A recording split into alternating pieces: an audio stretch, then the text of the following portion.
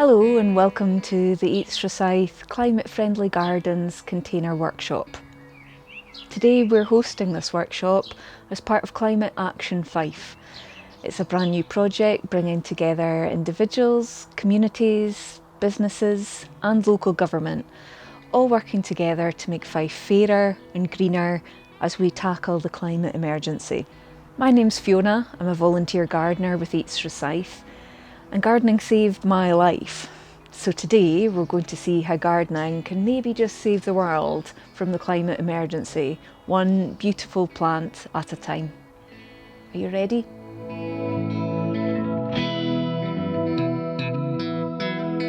You're going to have different food, different flowers throughout the summer. Our climate is such a big thing to this country.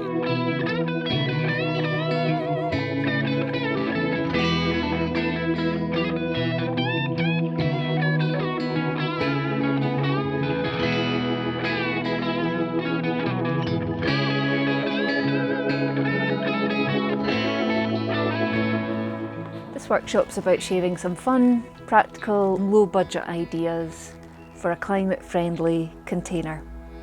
Whether it's a hanging basket, a pot on your doorstep, or just a little space on your windowsill, you can always find a little bit of room for a plant that might just tackle the climate emergency.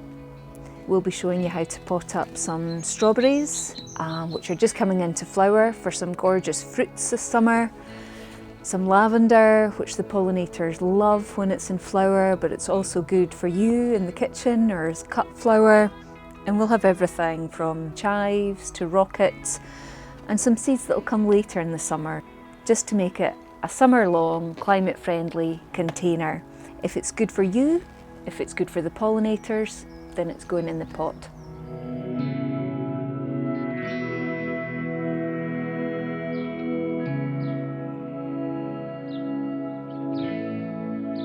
Now we're filming this in May and there's a fantastic national campaign on the go through Plant Life where the nation's gardeners are being encouraged to lock away their lawnmowers for a month for No Mow May. I'm participating in that here in my own garden, and so are all the projects involved in the Action Fife gardening group. Why is that important? Well, at this time of year there's few sources of food for the pollinators, so everything we can do to help them, honeybees, etc., that's all to the greater good. Why do we need them? Well, every third mouthful of food on your plate has been brought there because of a pollinator. If you don't have a garden, if you don't have a lawn, if you don't even have the containers, that's where we come in with this workshop with some creative ideas around sustainable garden materials, and we'll talk about that later on.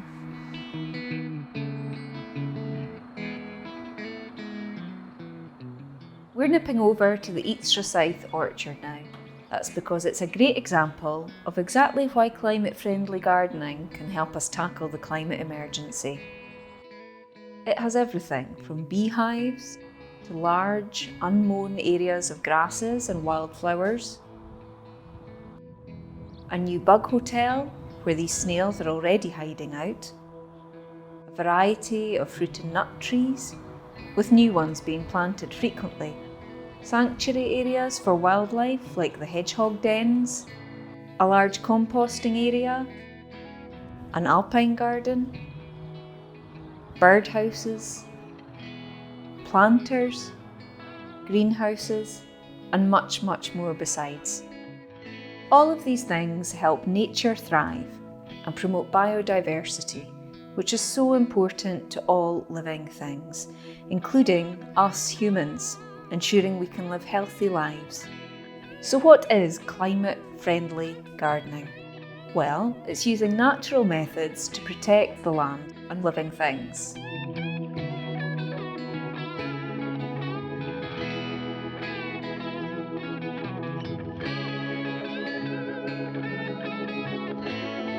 It's gardening to decrease greenhouse gases. It's using natural materials and reusing and repurposing things which already exist. But while large, well-managed spaces like this are fantastic for our planet and our own well-being, it doesn't mean that you have to have a big garden or even any outdoor space at all to do some climate-friendly gardening and help in your own way. With that in mind, let's start looking at what you can find in your own home to start doing some climate-friendly gardening. Now, if you're anything like me, you'll get a pang of guilt every time you have to trample down your plastic recycling bin that's ready for the council collection, as you desperately try and hide last night's takeaway packaging and cram in some more. So here are some ideas of how you can salve your conscience and contribute to sustainable approaches to the garden that we're creating. Who needs a country estate, basically? Come into your recycling bin with a bit of imagination and let's see what we can conjure up. A plastic milk container can become a watering can. All you need to do is poke a few holes in the top, make sure everything's clean and sanitised out before you start using it. But that's a perfect accessory around your garden. We have got probably too many, but plenty. 100% recyclable takeaway food containers. Again, it's the season for planting seeds, transplanting seedlings, and we'll be doing a bit of that in our container workshop later on. Poke some holes, make sure there's some drainage, and you've got your own little homemade propagator for tomatoes, strawberries, even your little seedlings of the nasturtiums that we're sowing. Would be very happy in there in spring into summer. And if you're already contributing to making your garden pollinator friendly by putting some bird feed out, don't throw the tubs away once you've done that. Again, these can turn into plant pots. They can be useful just for transporting things around your kitchen, garden, and making life a lot more sustainable and environmentally friendly. Also, if you are purchasing plants and spending money on new plants, don't discard the packaging that comes with them. They should be coming in packaging that is reusable, is recyclable. This is next year's garden project for you. If you're looking to work in sustainable ways, we would encourage everyone to try and grow their own, grow from seed. Any commercial packaging that's had plants in it is ready for next year. So see what can inspire you and see what you can find at the bottom of your plastics bin. So not in your plastic recycling bin, but definitely most people would have in their cardboard and paper recycling bin one of these, your egg boxes that you probably throw out without stopping to think about what use they might be around the garden. And these are perfect for anyone looking to grow potatoes. So seeding potatoes when you're chitting them, perfect in egg boxes. Get 6 or obviously a dozen in, and you can close the box, keep them in a dark, cool environment, whether that's in the shed or in the house. And no sustainable gardener kit is complete without the humble toilet roll, particularly for sweet peas. The toilet roll comes into its own in the garden. Sweet peas love a really enclosed environment in which to develop their roots, and a really long root tube for when they're first getting established. There's still just enough time to get your sweet peas in, so we might look at them later for the container workshop. Of course, nature itself can also contribute to a sustainable gardening, climate-friendly approach. So get your gloves on, whether it's your gardening gloves or your marigolds, and get yourself outside and have a rummage at what nature has to offer in your climate-friendly gardening. Woodland areas are great for rummaging around and sourcing some natural gardening materials that are sustainable and practical. And you'll be surprised what you might find. As long as you're safe and respectful of what you're gathering, you can be quite creative with how you use it. For example, this old tree trunk here, which has been discarded after use, would make a great miniature garden, whether you want to fill it with gravel and succulents, or line it a little and put some soil in and some plants. It would make a great tabletop garden or kids garden, and just decoratively looks quite interesting, and it's a great way of repurposing natural materials. Also, you might come across some interesting looking branches when you're out and about. This contorted hazel is great for staking up peas, sweet peas that we spoke about earlier, and the nasturtium seeds that we might plant would look fantastic. And some plants need something to grow up against, so rather than paying for plastics, a more sustainable approach is to try and source from nature where you can. If anyone's fallen out of love with their bamboo plant, before they chuck it completely, ask if you can take some cuttings and save yourself money and save the environment at the same time. Now, not everyone will have their own composting bin at home, but if you're interested in it, you can talk to your community garden about it. Any of the community gardens across Fife would be happy to chat about that with you. This is a bin I've had at home for a year, and it takes a long time for compost to reduce down, but anything from grass cuttings, cardboard, food waste can go in here, and over time will degenerate, will decompose. And in the end, what you'll have is your own homemade, environmentally friendly, nutritional compost for any garden project you can think of. Eats volunteer Charlie is going through the compost back at the orchard in Rosyth. Composting is a brilliant thing to do, as we've just mentioned. And here, on a bigger scale, it shows us exactly why. It puts your waste to good use, instead of it going to landfill. Another reason is that commercial compost often contains peat, which is a natural carbon store and so is best left untouched. Using food and garden waste to make into your own compost will ensure your growing space isn't having a negative effect on the environment. And the best bit? It's to save money. The system at the orchard sees 3 bays of compost get turned into each other at the appropriate time. Even though it takes a long time for compost to become ready for use, once you have the system going, it's a fantastic resource. Here's Charlie again with some more information about the system at the orchard. This is bay 1 of the compost. First of all, we can put layers of paper down, and also we must not put nails, metal, glass, bricks, plastic, anything like that. The reason for that is because it will kill the process of the compost that we're trying to produce. And we must make sure that we cut all the roots off from any plant, and grass with any seeds on it must not be put in there, because it will kill the nutrients in the soil for the compost that we're trying to achieve. Even flowers or anything like that, no roots whatsoever from any plant in there. We're now moving on to stage 2. We empty stage 1 into stage 2. Hopefully we have got rid of all the stuff here, and it must lie for 2 to 3 months. We also put a sheet over this one here while it's fermenting, and we have bricks on top of it to hold it down, and it will eventually sink. Stage 3.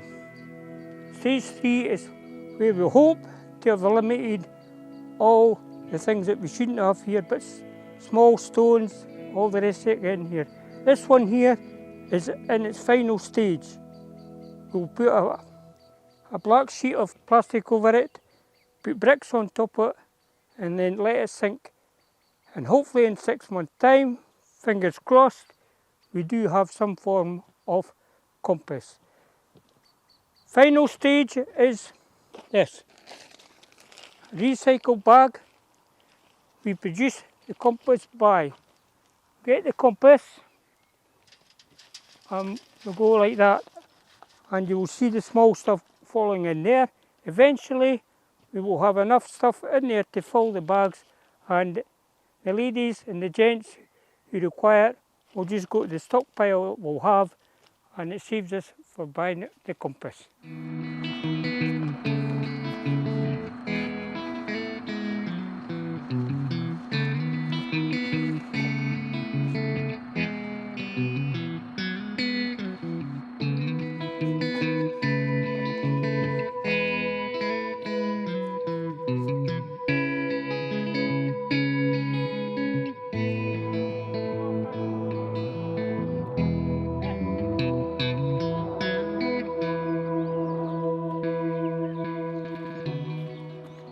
So, with our compost ready and with some of the materials we found earlier, it's time to get to work and plant a climate-friendly container.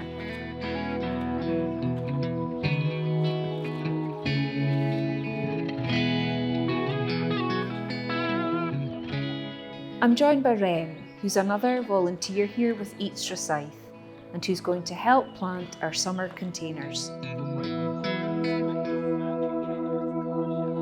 First, I thought it would be good to have a quick chat and get a young person's stance on the climate emergency.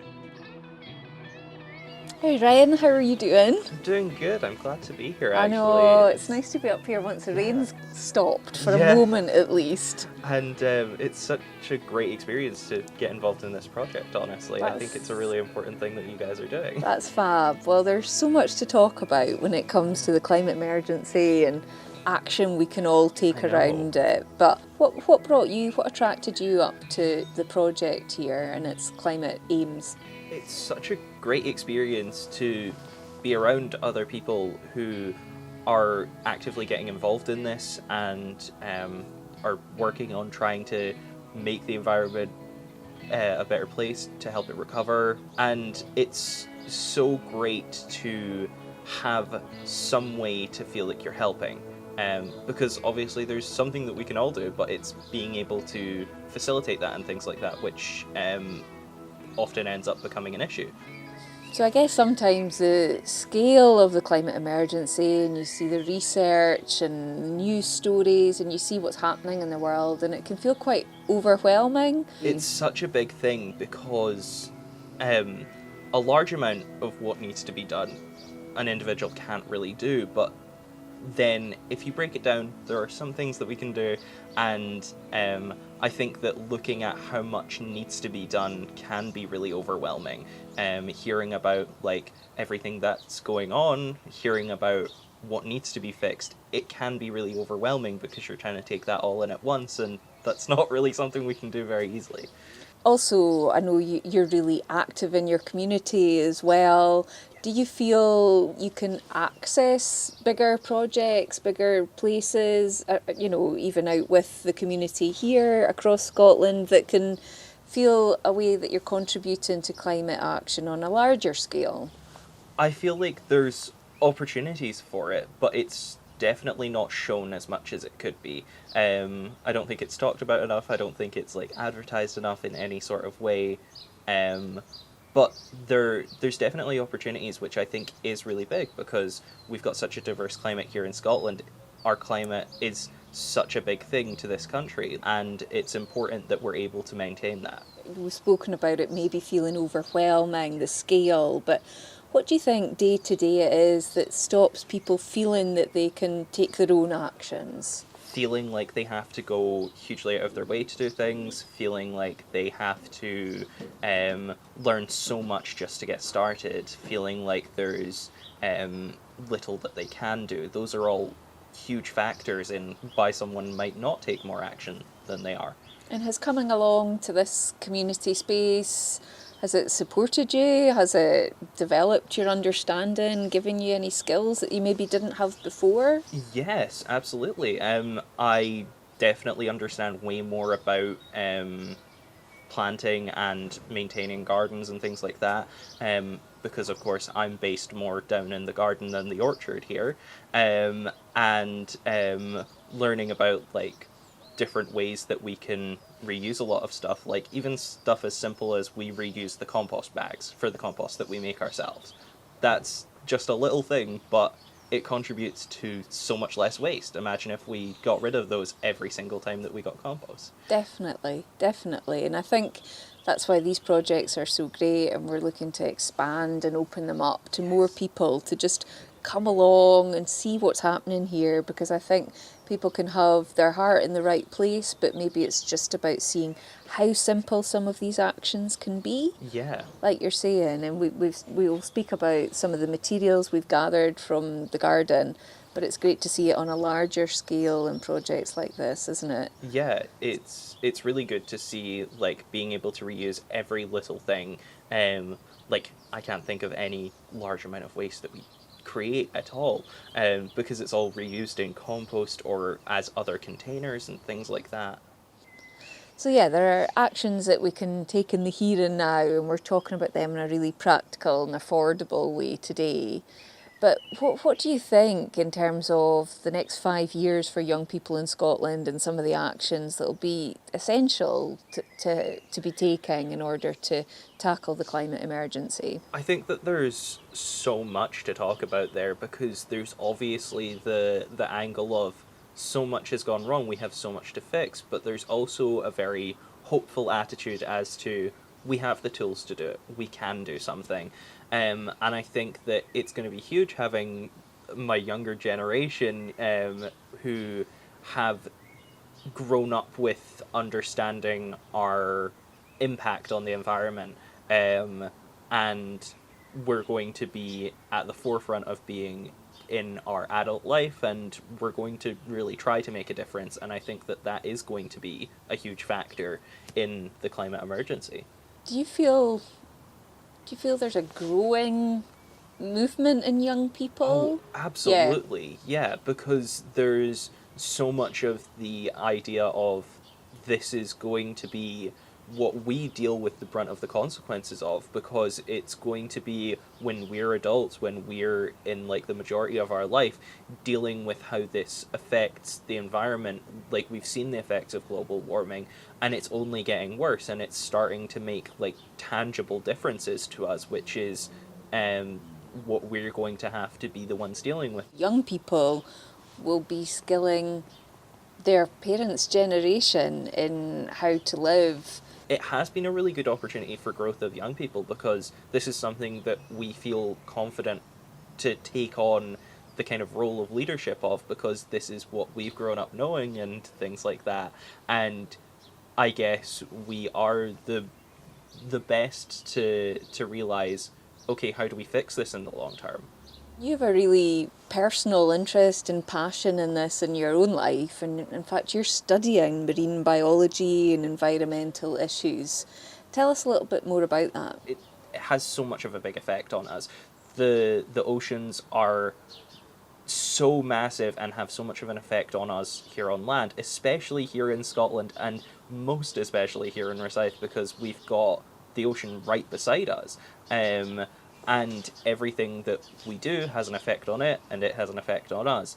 There's always the talk of like plastic pollution in the oceans and things like that, and it's such a big issue that we need to keep talking about.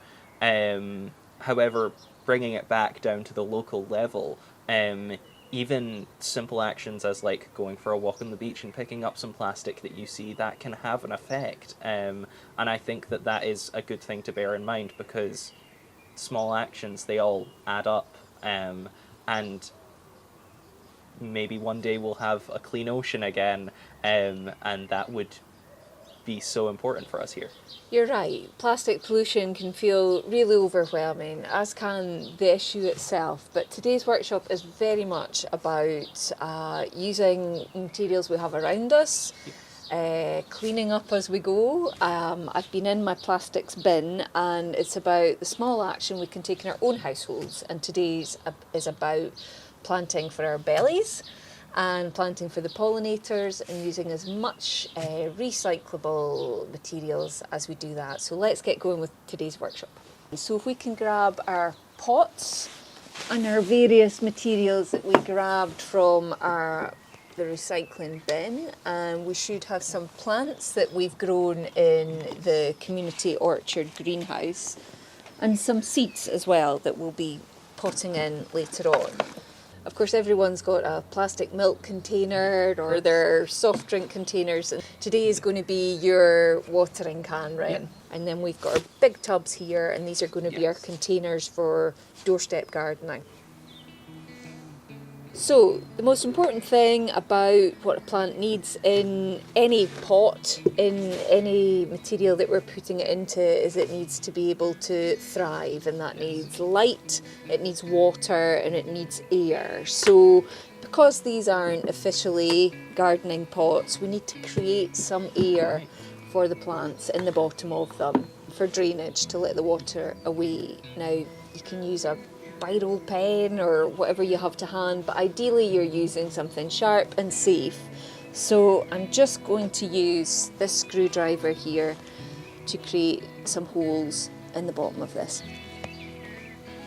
It might take a bit of effort, but persevere, and if need be, ask for someone to give you a hand, either with pushing the drainage hole through or holding the material down to get some purchase on it. Right, Ren, I'll hold yours for you if you want to have a go.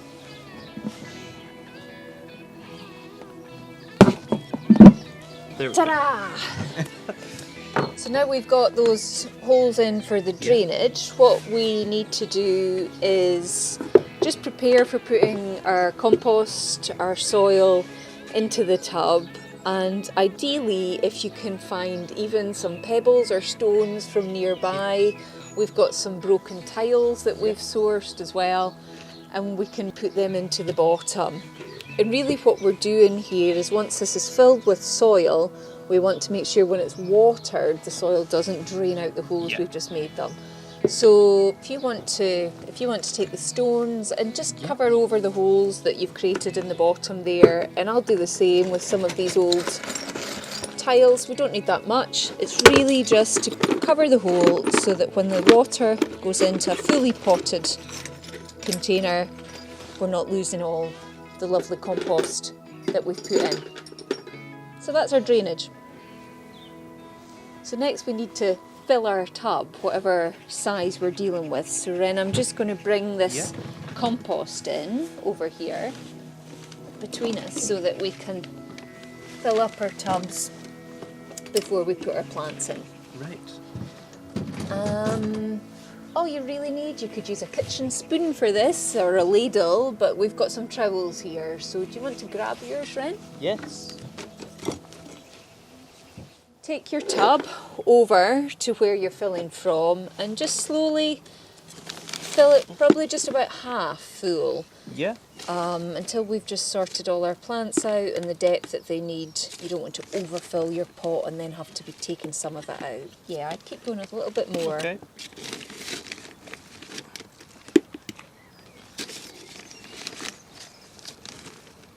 One more maybe.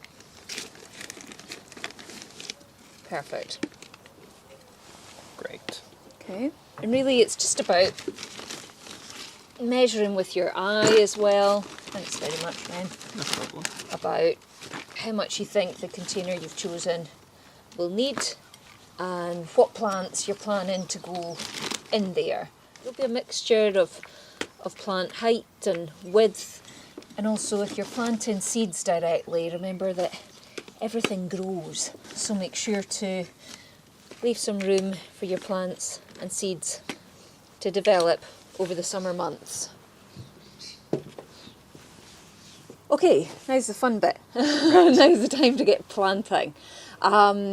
We've got a variety of things here, so there's a certain approach to planting that really helps, and it's called thriller, filler and spiller. So you want a thrilling plant, something that's going to look big, look bold, and when we're talking about attracting pollinators, that's actually really important. So we probably want our flowering plant as our thriller today. So that will be our strawberry plants that we've grown here in the community garden. So we'll take one each, and I'll just place that down beside you. And this one is absolutely coming into flower, and that'll be a strawberry later this summer. So set your tub slightly to the side depending on what space you have. Always have your dustpan and brush handy for any spillage that we have.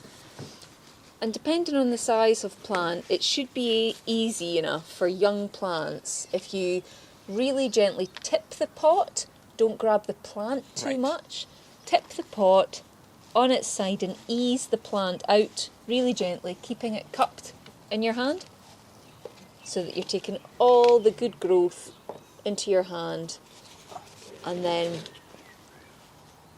delving into your compost to create some space for it. And as we've said, this is our thriller, so we'll be putting this in the middle and bringing the compost in around it to start our container.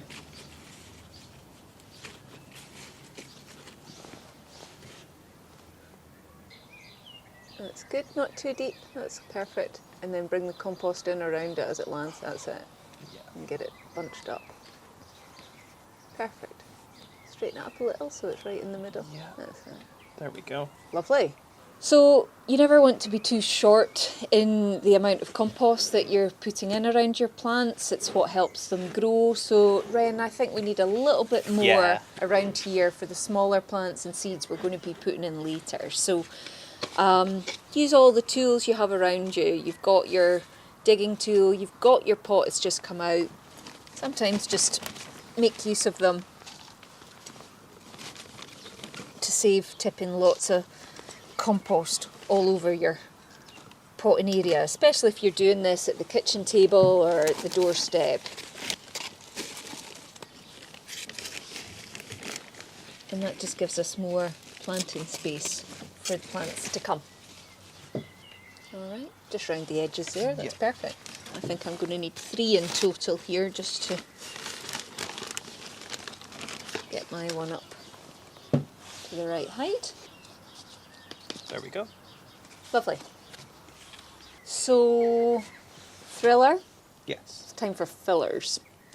So what that means is just some plants that you'd expect to sort of bush out and fill out the space for you so it doesn't look too bare. And anything that adds to the visual display as well as things that we're looking to eat ourselves and feed the pollinators with is great. So we've got some nice rosemary here, which can bush out, and you should have one yourself there. So just do the same again. Maybe think of where you're going to pot it in the container first. Create the space for it to go into. And of course, you know, enjoy what you're planting at the same time. So give the rosemary a rub with your fingers, Ren. Give it a good sniff and think of those roast potatoes later. And then we'll just do the same again. We're just teasing the plant out, being gentle with the actual plant and letting the tub sort of empty it out for us. That's looking good. Is yours looking good? So we've created our planting space, and don't worry in containers if things are looking a bit tight. As long as there's compost brought in around the plant, it'll grow fine. And remember, these are things for us to eat, so we'll be picking them. These are strawberries and rosemary. We'll pick the fruit and trim the rosemary, and the plants will adapt well to the container.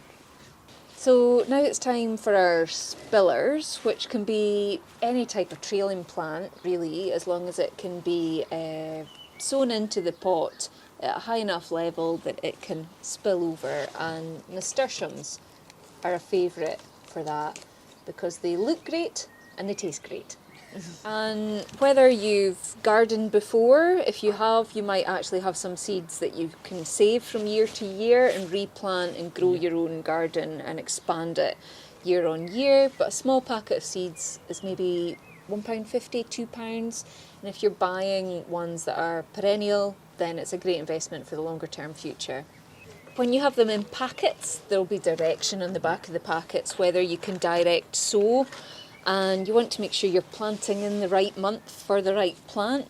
So I have some Nasturtium seeds that I saved from my garden from last year once they'd finished flowering and gone over.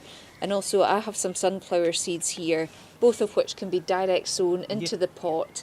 And it just means you're going to have different food, different flowers coming at different stages throughout the summer. So with everything, it's about making sure you've got the space prepared to plant into, and with these seeds you can direct sow them, and all you're really needing maybe is a pen or something, just to create the holes, preparing your container for the seeds to go in. Not too deep, but just deep enough so that they're under the surface. You then, gloves off for this one, it's quite delicate, drop your seeds in.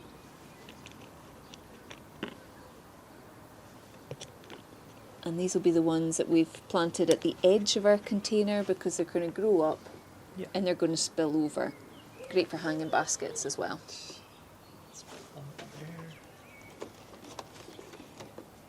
Great, and then just pinch over with your two fingers at the top to make sure the seeds are covered over and they'll be ready for watering later. Great, so our pot is filling up and it's going to look great over the next few months. So one last space, and that is for something that will give us a show of height and flowers, and obviously fill these bellies that we're interested in for our climate action. So Ren, if you can grab our sweet peas, which have been growing successfully in our toilet rolls here in the greenhouse, and they'll give us great height, they'll flower, and they'll feed us and the pollinators and look fantastic in the tub. So make sure the plant is okay, and just take your trowel or your spoon and just dig enough space for this toilet roll tube to be fully planted without it being crushed at the bottom when we squeeze it in. We want the plant to be at the surface but have enough depth for its roots. So we just gently lift the plant, making sure we're keeping it safe underneath, and it should be tightly packed probably in its loo roll, and just bring it into the space we've created. The roots in the plant level with the top of the container, and just bring your compost in around your toilet roll, which will decompose in.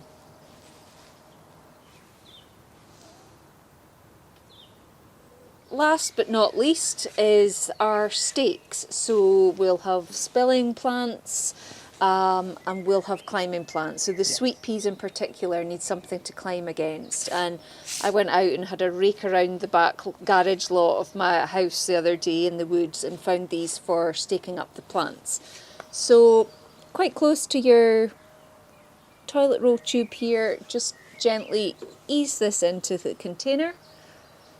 And it might look tall now, but these peas, sweet peas, will really benefit from being twisted round gently over the course of the next few months and trained up these stakes. They'll look great and they'll grow really well.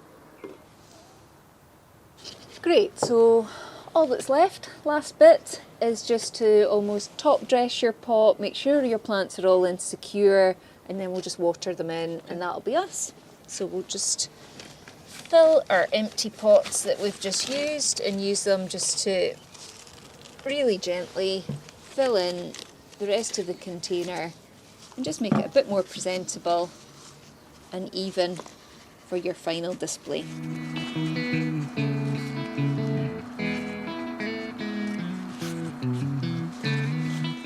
Perfect. Plants in, nice and cosy for the summer ahead. So all that's left to do, Ren, and that looks fantastic by the way, is to water the plant in with our reusable plastic and the holes poked in the top. So let's just give our plants a nice watering in from all our reusable plastics. And I'll water mine in, do the same,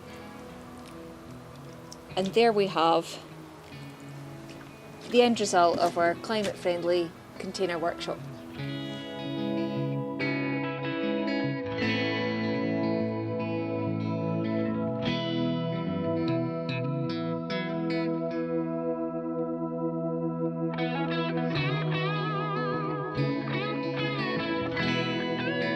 The simple planting methods we've just used, preparing, planting, watering, are suitable for so many edible plants and seeds.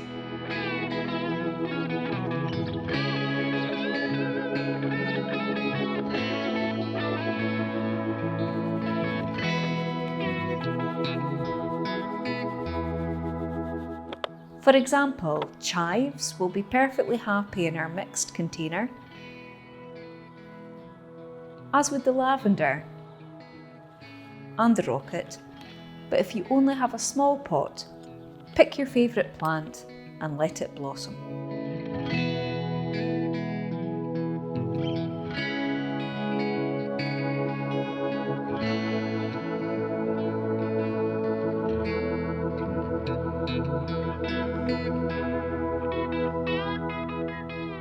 Thanks so much for joining us today at this workshop about climate-friendly container gardening.